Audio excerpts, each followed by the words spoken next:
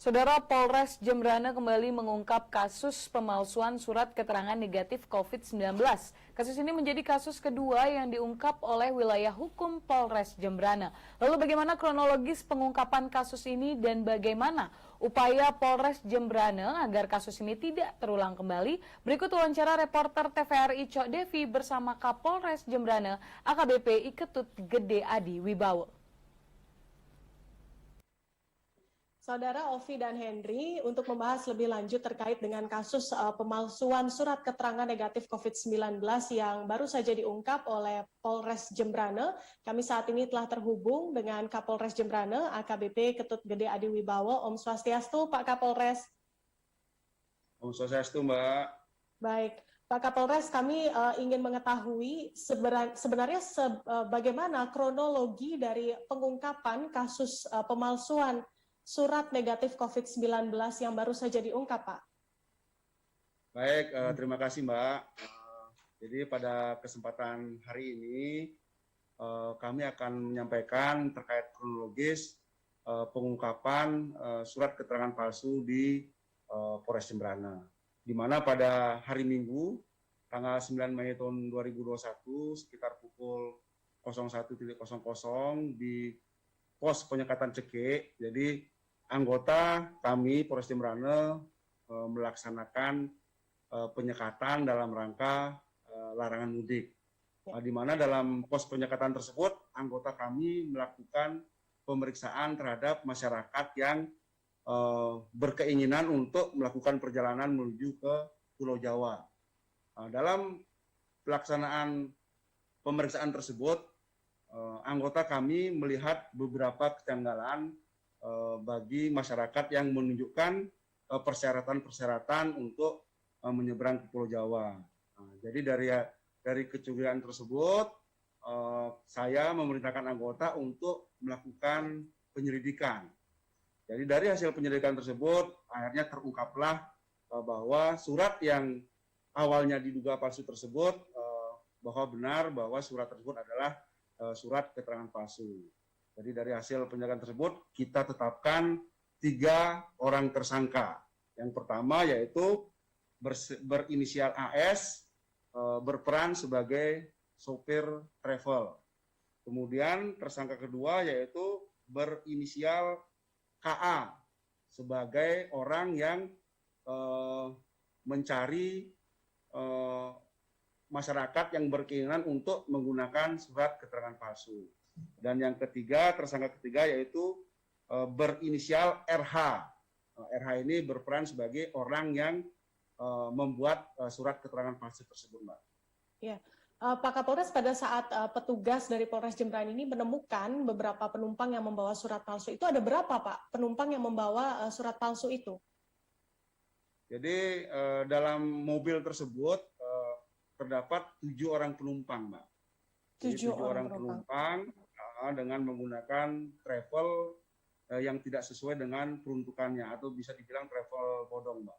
Baik, sudah berapa lama Pak sebenarnya para komplotan ini beraksi? Jadi dari hasil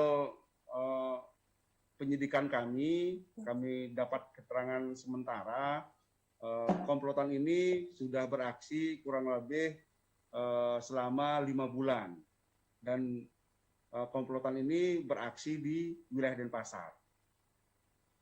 Baik, karena ini beraksi di wilayah Denpasar, kemudian baru ditangkap di pos penyekatan di Cekek Gilimanuk, ini artinya sebenarnya potensi daripada jumlah korban ini lebih banyak dari 7 orang itu ada, Pak? Kalau kita lihat, Mbak, dari hasil pemeriksaan bahwa tersangka mengakui sudah beroperasi melakukan kegiatannya kurang lebih selama 5 bulan. Jadi dari hasil pengakuan tersangka tersebut ya mungkin lebih dari 7 masyarakatnya sudah menggunakan surat keterangan palsu tersebut.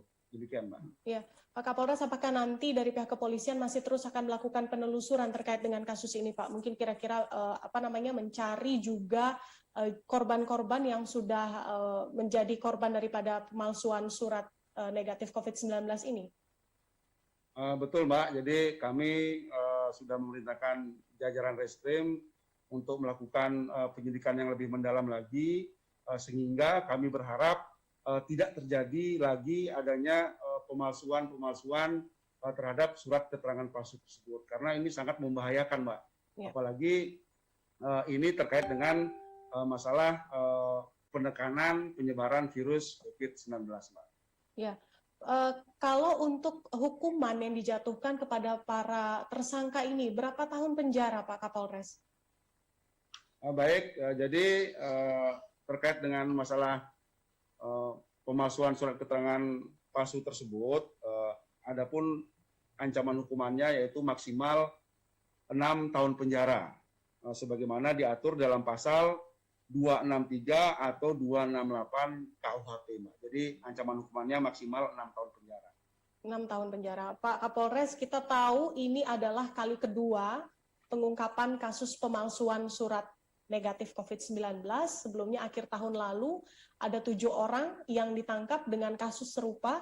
Apa kemudian langkah-langkah antisipasi dari Polres Jembrana agar kasus ini tidak terulang, selain kemudian melakukan penelusuran seperti yang tadi Pak Kapolres sampaikan? Ya, baik, jadi seperti yang disampaikan oleh Mbak tadi, bahwa ini kali kedua kita mengungkap kasus surat keterangan palsu di Polres Jembrana. Jadi adapun langkah-langkah upaya-upaya kita untuk mengantisipasi agar tidak terulang lagi, yang pertama yaitu kami tetap meningkatkan pemeriksaan di pos-pos yang ada di jajaran Polres Jembrana. Yang kedua, seperti yang kami sampaikan tadi kepada Mbak, bahwa kami memerintahkan kepada jajaran Reskrim untuk melakukan penyidikan yang lebih mendalam lagi. Apabila ditemukan bukti-bukti baru, pengembangan-pengembangan, sehingga apabila ada tersangka-tersangka baru mungkin dalam pemeriksaan dari rekan kita, anggota kita Reskrim di Polres Jembrana, Mbak. Pak Kapolres, terima kasih banyak atas waktunya. Kita semua tentu berharap tidak ada lagi kasus seperti ini, karena selain meresahkan juga sangat membahayakan kondisi kesehatan kita semua. Terima kasih Pak Kapolres, sekali lagi selamat bertugas kembali dan salam sehat, Pak. Oke, salam sehat. Baik, Terima kasih, yang Mbak. akhiri dengan para mesanti, Pak. Om Santi Santi Santi Om. Om Santi Santi Santi Om. Baik, saudara, demikian dialog singkat kami bersama dengan Kapolres Jembrana, AKBP Ketut Gede Adi Wibowo. Kita kembali ke Ovi dan Henry di studio.